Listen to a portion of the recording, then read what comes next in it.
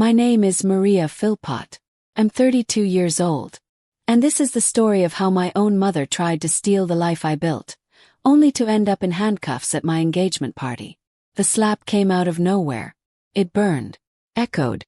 It humiliated me in front of over 60 people, including my fiancé's family, my co-workers and childhood friends. And the person who delivered it, without shame, without remorse, was my mother, Marilyn. I should have seen it coming. I should have known better. But for all my caution, for all my planning, I still clung to the belief that family, no matter how flawed, would at least show up with grace on the one day meant to celebrate my future. That night, the restaurant in downtown Asheville was aglow with warm candlelight, soft petals of blush roses, and gentle laughter. It was supposed to be a turning point, a celebration of love, of hope, of moving on from a past soaked in silent wars and polite smiles. My fiancé, Daniel Brooks, held my hand as we walked into the room. He was the only calm I knew, an architect who could see the beauty in chaos and still find symmetry. But nothing could prepare me for what happened the moment the wine glasses clinked. My mother stood up, dressed impeccably as always, her posture rigid, her smile tight. "First of all, congratulations to Olivia and Daniel," she said, using my middle name, as if that somehow softened what she was about to do. "I hope your marriage is filled with love and patience." There was light applause, and then she continued. "And since this is such a joyous moment, your father and I have decided to make another important announcement, one that shows the unity and support of our family. We've transferred Maria's $40,000 wedding fund to her sister, Savannah." Silence. A few awkward chuckles, because surely it had to be a joke. But I knew better. My mother never made jokes about money, especially not when it involved Savannah. Savannah, my younger sister by 4 years, had been the center of my mother's misguided affection for as long as I could remember. Every failed venture, her blog, her boutique, her attempt to open a wellness spa in an abandoned gas station, was brushed under the rug. And every time she crashed, someone else had to pay. Usually me. I stood there frozen, feeling the heat rise in my throat. "Mom," I said carefully, "that money is mine. It's been in my name since I turned 18. It was meant to help with college, and I saved the rest for this wedding." She didn't blink. "You already have enough," she said coolly. "A successful career, a fiancé, your own apartment. Savannah needs help. You should have offered long ago." That's when Savannah stood up. "You're selfish, Maria. You always think you're better than us. I need that money, and you know it." My voice trembled, but I stayed firm. "You don't need my money. You need to take responsibility for your life. This isn't about fairness. It's about boundaries." My mother's eyes darkened like a gathering storm. "You think money gives you the right to talk down to your sister?" She hissed. And then she slapped me. Hard. My head jerked sideways. The sting lit up my skin, but what cut deeper was the shame. Shame I hadn't earned. A waiter called the police. Daniel stepped in front of me, shielding me like a wall of calm against the chaos. When the officers arrived, they asked me gently, "Would you like to press charges, Miss Philpot?" He nodded. My mother, Marilyn, was arrested that night at my engagement party, handcuffed in front of the guests. And even as the officers led her out, Savannah screamed, "You're heartless." I said nothing, because the truth was, I wasn't heartless. I was done. I barely slept that night. Not from the sting of the slap, but from the years that led up to it. Years of swallowing pride, playing peacemaker, making excuses for their behavior. It ended here. The next morning I met with Clara Jennings, a steel-spined attorney Daniel had recommended. She reviewed everything, the savings account, the slap, the restaurant footage, the witness testimonies, and nodded. "You did the right thing, Maria," she said. "And you're not alone." We filed the lawsuit the same day. 3 weeks later, my mother appeared in court. She didn't look at me once. And when the judge ruled she was guilty of public assault, sentenced her to probation, fines, and court-ordered anger management, she didn't flinch. But that wasn't the end. 2 weeks later, I received a legal letter from my parents, Marilyn and my father Gerald, suing me for the return of the $40,000. They claimed the fund was meant for education, not a wedding. That was when I realized this wasn't about money. It was about control. And I was about to take it all back. They say you don't really know someone until they stand to lose control over you. The day I received the lawsuit, I sat on my apartment floor for nearly an hour, holding the letter from Whitman and Howe Law Office, the same firm where my father had worked as an internal accountant for over 2 decades. The irony wasn't lost on me. This wasn't just a legal ambush. It was personal, designed to remind me that no matter how far I ran, my family believed they still held the leash. But the leash was broken, and I wasn't going back. The letter accused me of misusing funds from a custodial account my parents had set up when I was 17, despite the fact that, legally, I gained full control of that account the day I turned 18. Clara, my attorney, read the entire packet in silence. Then she looked at me and said with the calm confidence that had become my anchor, "They're using this lawsuit to punish you. They don't expect to win. They just want to wear you down." But I was done bending. I was done breaking. At the first preliminary hearing, my parents arrived with Savannah in tow, dressed like she was attending a red carpet event instead of a court battle over stolen funds. She wore a designer trench coat, oversized sunglasses, and a smirk that made my skin crawl. She didn't say a word, but her eyes told a story, one where she was the victim, and I was the heartless villain who refused to share. Their lawyer tried to argue that the original intent of the fund had always been education, that I had, essentially, violated a family agreement by using it for a wedding. Clara stood up and laid down the facts like a blade on glass. "Your Honor," she said, "this was not a trust. This was not a loan. This was a custodial account with clear terms stating that Ms. Philpot would have unrestricted access upon turning 18. There is no legal basis to retroactively rewrite the terms of a gift simply because the givers disapprove of how it was used." She presented the original account paperwork, transaction histories, and even an email from the bank dated 7 years ago confirming my full authority. There was a long silence. I looked at my father. He stared at the floor. My mother sat stone-faced. And Savannah. She crossed her legs and looked bored. This wasn't about justice. Never was. It was a circus, meant to shame me, scare me, drain me. But what they didn't know was that I'd been preparing for this battle for most of my life. Every time I swallowed a snide comment, every time I gave in to keep the peace, every time I watched them rescue Savannah from another meltdown while lecturing me about responsibility, I was collecting proof of who they were. And now the world could finally see it too.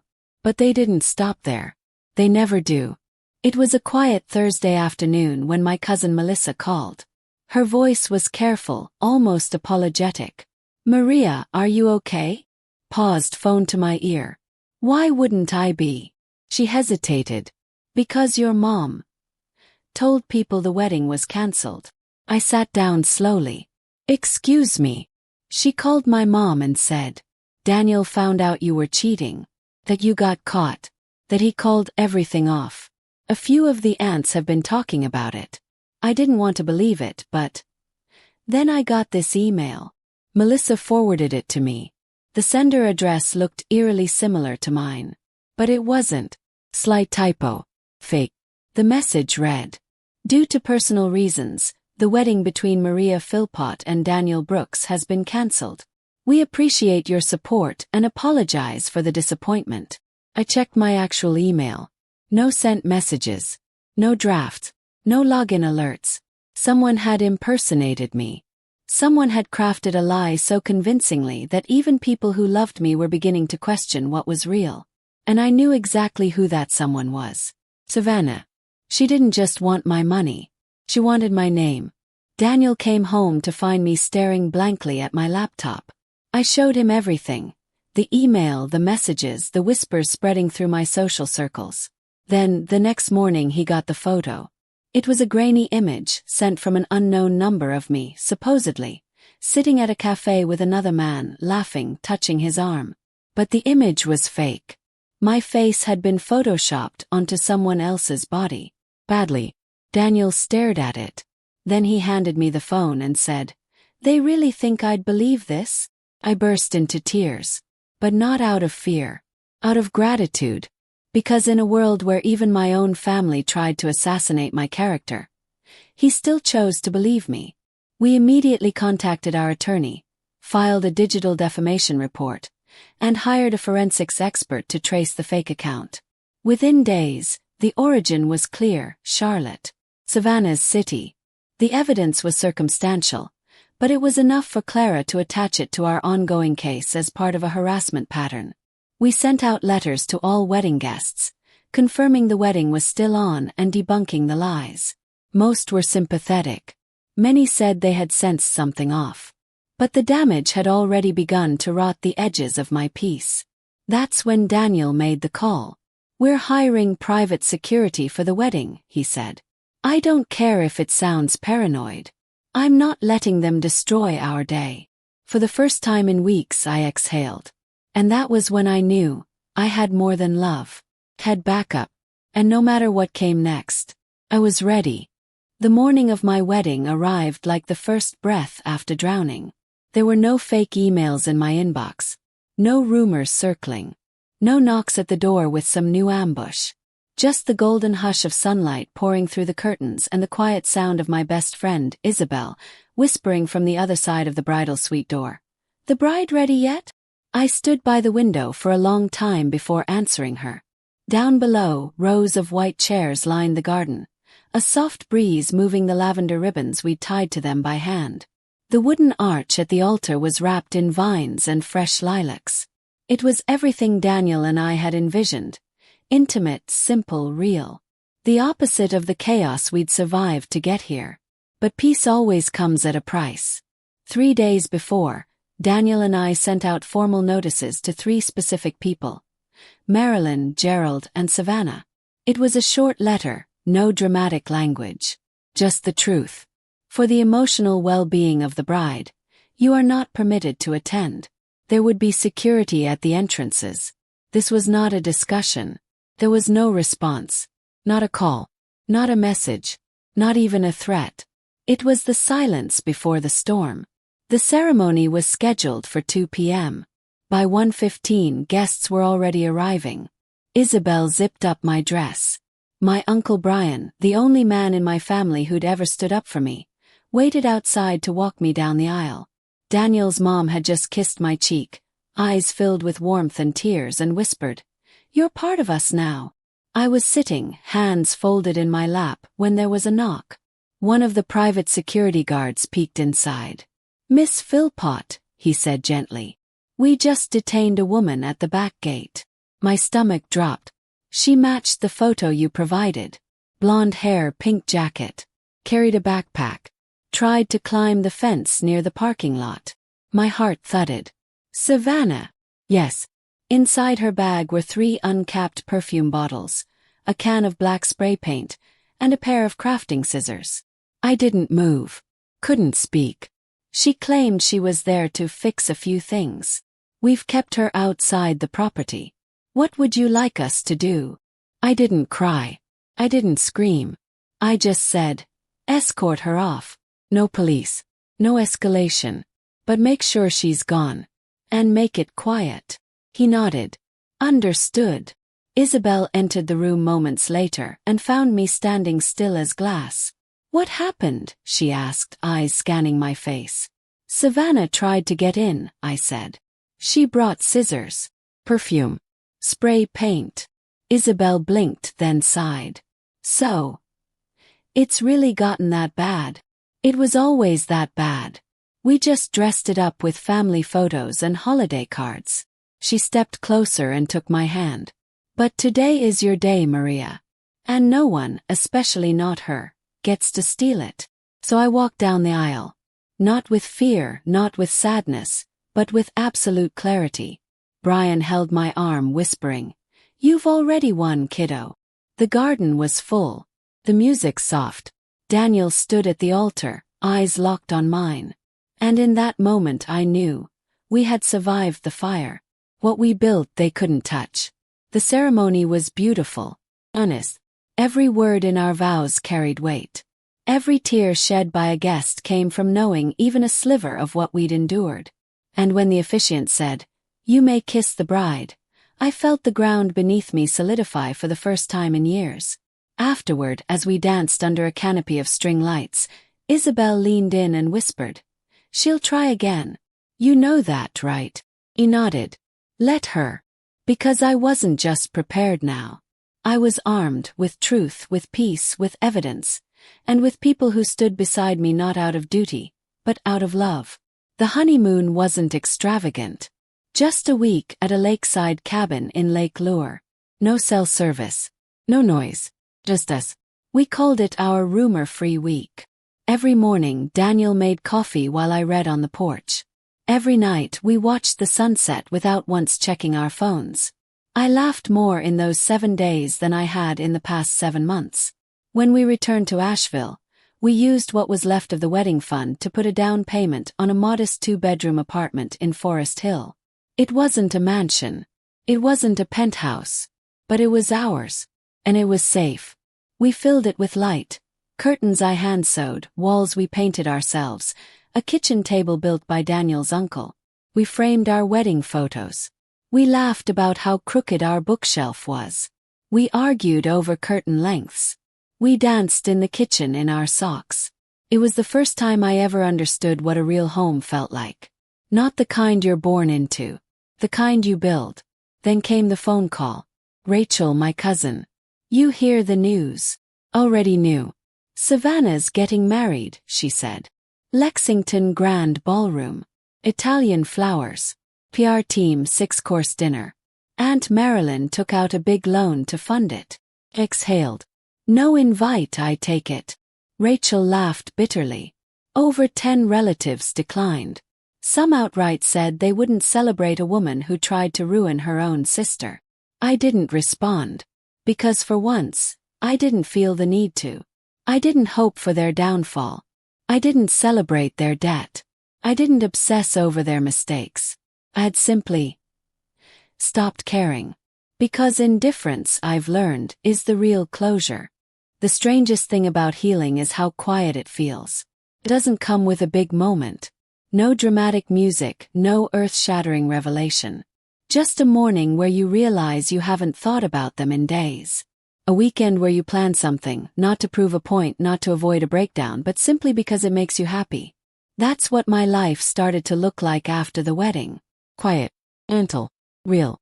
Thanksgiving came around, and instead of leaving town or making excuses, Daniel and I hosted dinner at our apartment. It wasn't grand. Just a handful of people who mattered. Isabel, Rachel, Uncle Brian, Daniel's parents. People who had stood by me through everything. Uncle Brian brought a wooden box engraved with the words, "Family isn't who you're born to. It's who shows up." Inside was a laminated copy of our marriage certificate, along with a photo of the 3 of us from the wedding. Cried. Not the messy, broken kind of crying. The good kind. The kind that heals. It wasn't just a gift. It was a confirmation. That I wasn't missing anything. That blood didn't define loyalty. That love wasn't meant to be negotiated through guilt. I had spent so many years chasing approval, trying to be the good daughter. Believing that if I gave enough, tolerated enough, eventually I'd earn peace. But peace wasn't something you earned from others. It was something you gave yourself when you stopped allowing people to harm you just because they shared your last name. One night, as Daniel and I were painting the living room door a soft gray, he asked, "Do you think it could ever get better with them?" I didn't even pause. "Maybe," I said. "But if it does, it won't be because I waited. It'll be because they changed. And if they don't, I'll still be okay." And I meant it. Because that was the truth. I was okay. Not perfect. Not untouched. A whole. The lawsuit over the $40,000 was quietly dropped a few weeks after Savannah's wedding. Clara suspected their lawyer realized how badly it would backfire. We had evidence, witnesses, contracts. They had emotion, and not the kind that wins in court. There was no apology. No explanation. Just silence. And honestly, that silence said more than any letter ever could.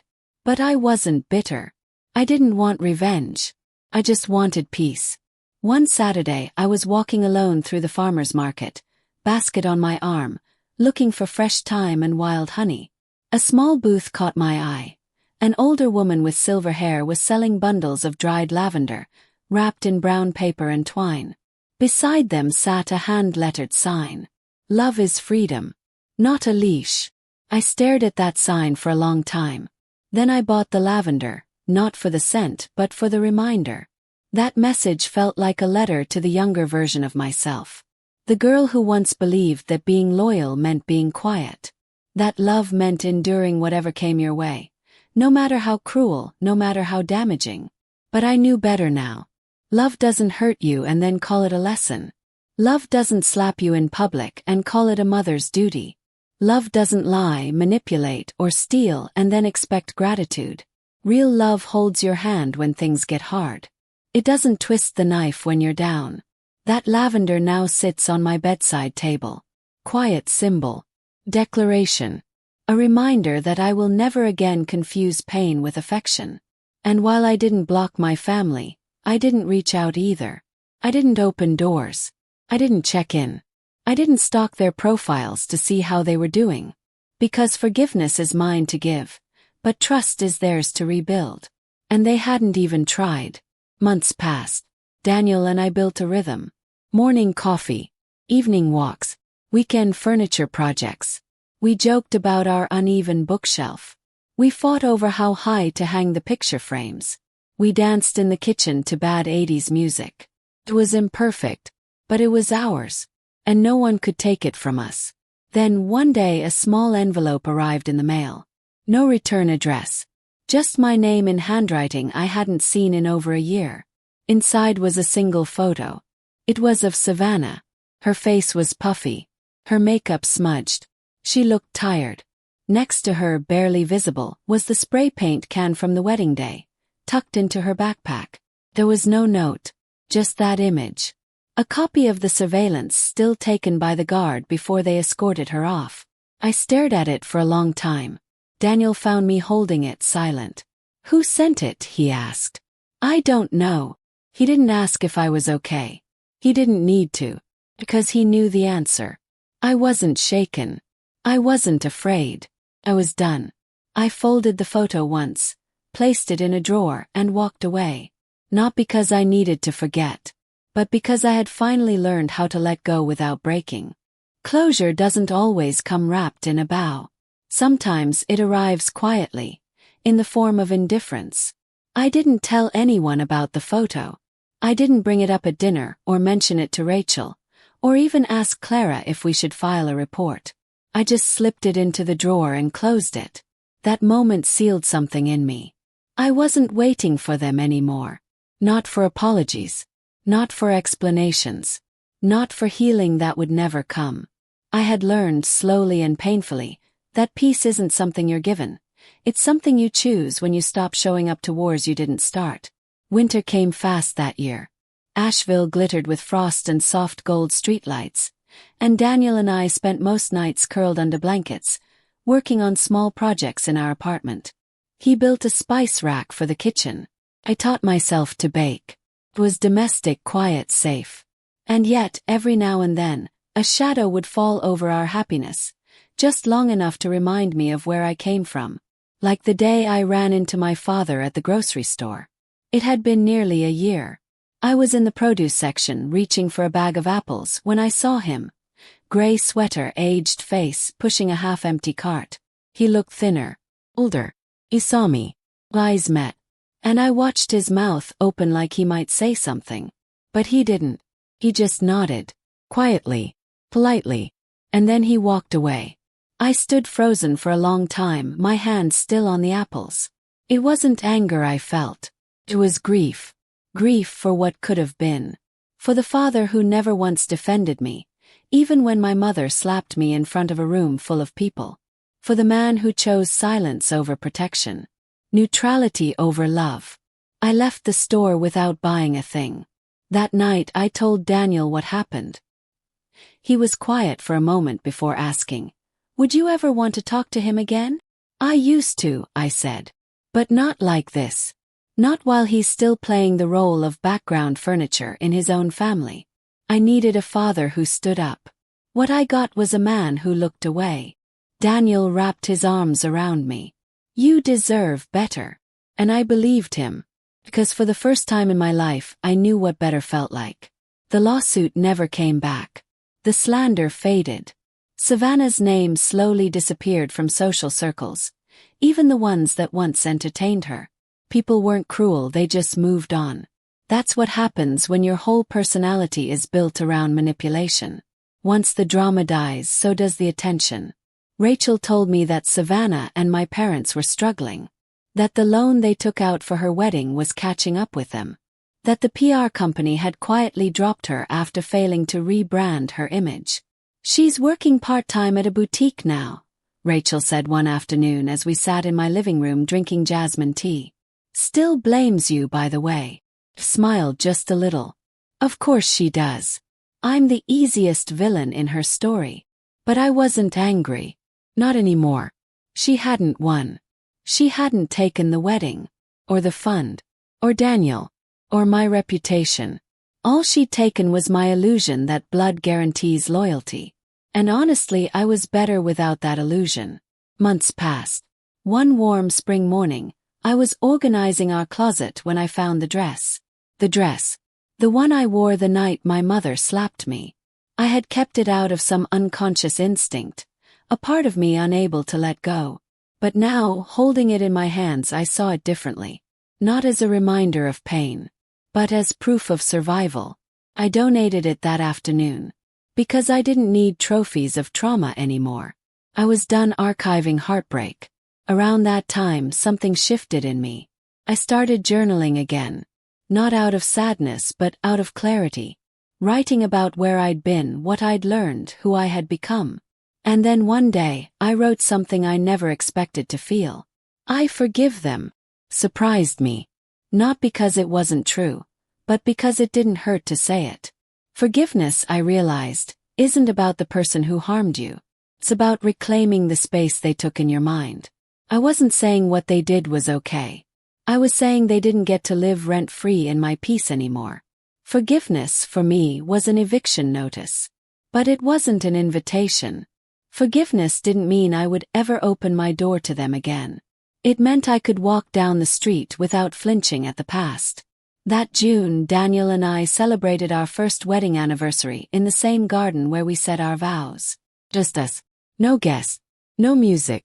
Just flowers and sunlight and the sound of him laughing as I nearly tripped on a root. We sat on the grass, sharing cold lemonade from a flask. I think we did okay, he said, brushing a leaf from my hair. I leaned my head on his shoulder. We didn't just survive. We built something. And we had. Not just a marriage. But a life that couldn't be rewritten by rumors, lawsuits, or old family grudges. A life I chose. A life I earned. A life that didn't require anyone's approval to be worth living. Anniversaries have a strange way of revealing who you are. Not just as a couple, but as individuals who've journeyed through things that should have broken them.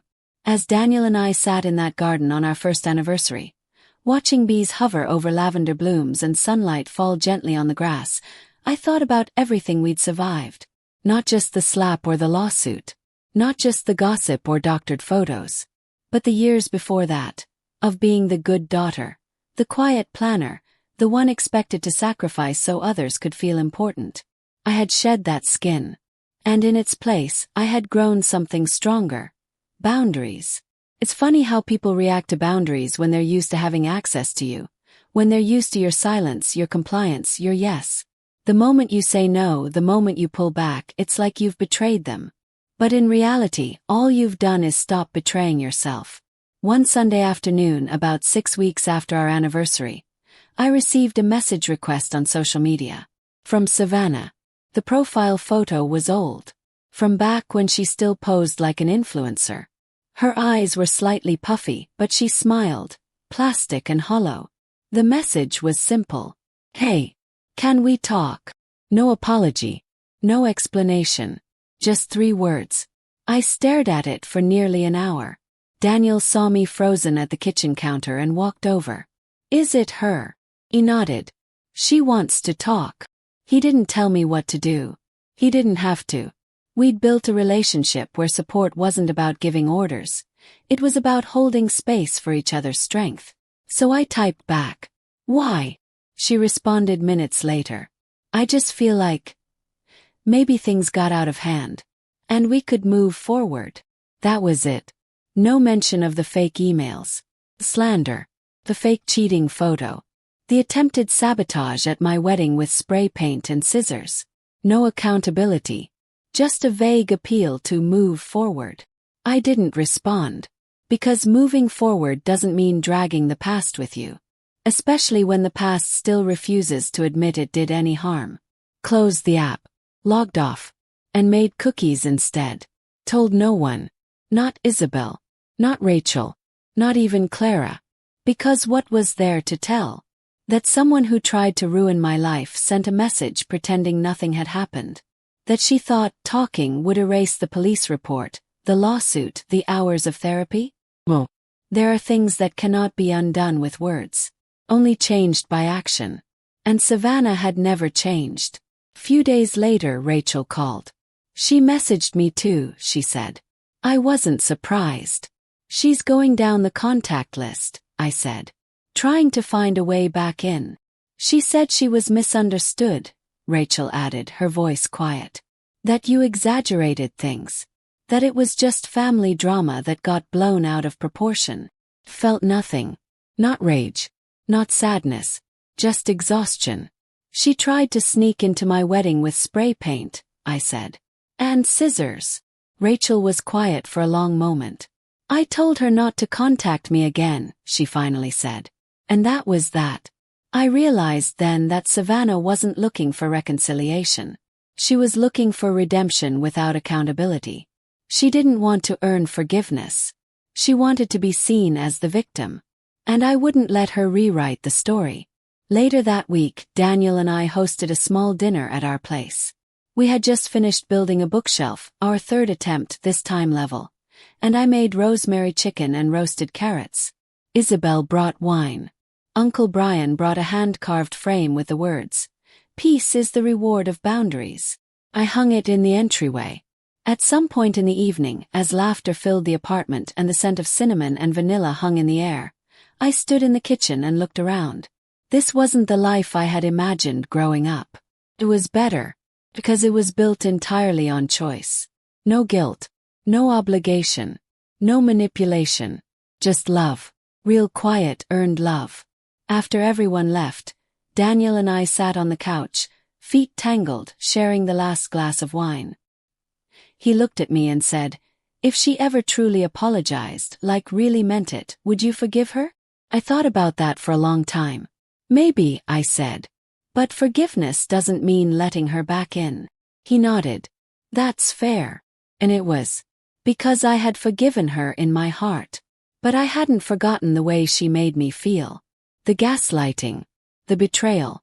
The effort to destroy my future because I refused to give her control of my past. I couldn't trust someone who weaponized family. And I wouldn't pretend love existed where only control had ever lived. That night, as Daniel fell asleep beside me, I lay awake and whispered one promise to myself. You will never shrink again. Not for blood. Not for history. Not for guilt dressed as love. A full year had passed since the slap. 1 year since my mother tried to take something sacred and turn it into leverage. Since my sister crossed a line that could never be uncrossed. Since I stood up, pressed charges, and finally said the word they had never expected to hear from me. No. I no longer measured my life in milestones they'd approve of. I no longer waited for calls that never came, or held my breath around holidays hoping someone might remember who I really was beneath the role they'd assigned me. I had shed those roles. Dutiful daughter, silent peacemaker, convenient scapegoat. And what remained was something so much stronger. Me. The real me. The woman who refused to trade her peace for a place at a toxic table. Thanksgiving came again. This time Daniel and I hosted it in our home, now fully ours. Walls painted with laughter, bookshelves even, kitchen filled with recipes we'd learned together. The guest list was small but meaningful. Isabel brought wine again. Rachel arrived with homemade pumpkin pie. Uncle Brian came with another wooden box, this one engraved with a new phrase. You didn't lose a family. You found one. Inside was a photo from our wedding, laminated next to a copy of our marriage certificate, and a note. Thank you for showing all of us how to choose truth, even when it hurts. I cried at the table. Not out of sadness, but out of something else. Something I hadn't felt in a long time. Gratitude. Not because it had been easy, but because I'd made it through without becoming bitter. Because I'd learned that walking away isn't weakness. It's wisdom. Sometimes the bravest thing you can do is stop trying to earn love from people determined to withhold it. It had been months since Savannah's last message. No new emails. No new sabotage attempts. No sudden reappearances at my job or doorstep. Just silence. I didn't know if that meant she'd given up, or if she was simply waiting for a new angle. But I didn't care. Because now, even if she knocked, I wouldn't answer. A week before Christmas, Daniel and I drove to a cabin in the mountains, our second rumor-free getaway. This time we brought nothing but flannel pajamas, books, and cocoa mix. No laptop. No social media. Just stillness. Snowed the second night. We sat by the fire, wrapped in blankets, and talked about everything we'd built. The court battles. The therapy sessions. The healing. The wedding. The silence that followed. The way my heart had grown, not in spite of the pain but because of it. I told him something I hadn't even written in my journal yet. I think I've finally stopped mourning who I thought they could be. He nodded. Because you finally saw who they really were. And it was true. I had spent years grieving a version of my mother who didn't exist. The mother who would see me, love me without conditions, protect me as fiercely as she protected Savannah. But that woman only existed in my hope, not in reality. And you can't build your life waiting on someone else's potential. You have to live based on their patterns. And the pattern was clear. Control masked as love, silence in place of support, guilt in place of grace. I had made peace with that. And peace, as I had learned, is more powerful than any revenge. In January, I started volunteering at a nonprofit that helps young women escape abusive or controlling family situations. Not necessarily physical abuse, though sometimes it was, but emotional entrapment, coercion, guilt. The invisible chains that bind so many into believing they owe loyalty to people who've only caused harm. The first day I walked into that building, I knew. This is why it all happened. Not so I could break, but so I could help others rise. That lavender bundle I bought at the market still sat on my nightstand. The sign had said, "Love is freedom, not a leash."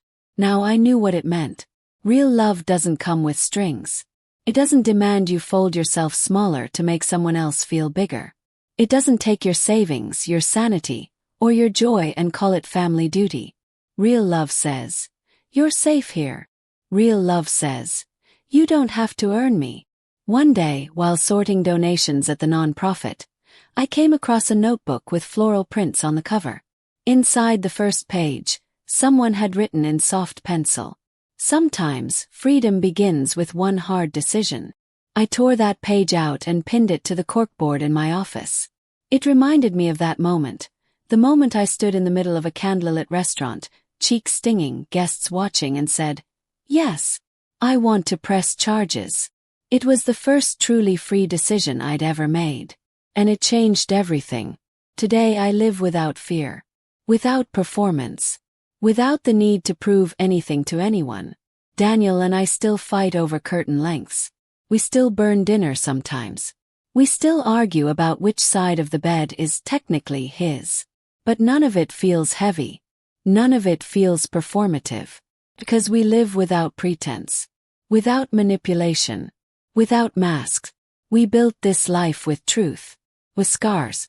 With tears. And with a love that required no bending. And if someone ever asks me what that $40,000 was really for, I'll say this. It wasn't for a wedding. It was for freedom. For a down payment on a new life. One where I didn't have to justify my worth, negotiate my value, or apologize for protecting my peace. It was a line in the sand. The end of obedience. the beginning of everything real. Maria's story is more than a tale of family betrayal. It's a testimony to the power of boundaries, the courage to walk away, and the triumph of choosing yourself. Sometimes the ones who love you the least demand the most from you. But when you stop shrinking, when you stand tall in your truth, you don't just reclaim your dignity, you rebuild your future. If this story moved you, share your thoughts in the comments below. Have you ever had to draw a hard boundary with family? How did it change your life? Subscribe to Revenge Echoes for more powerful stories about healing, strength, and the justice of becoming your fullest self.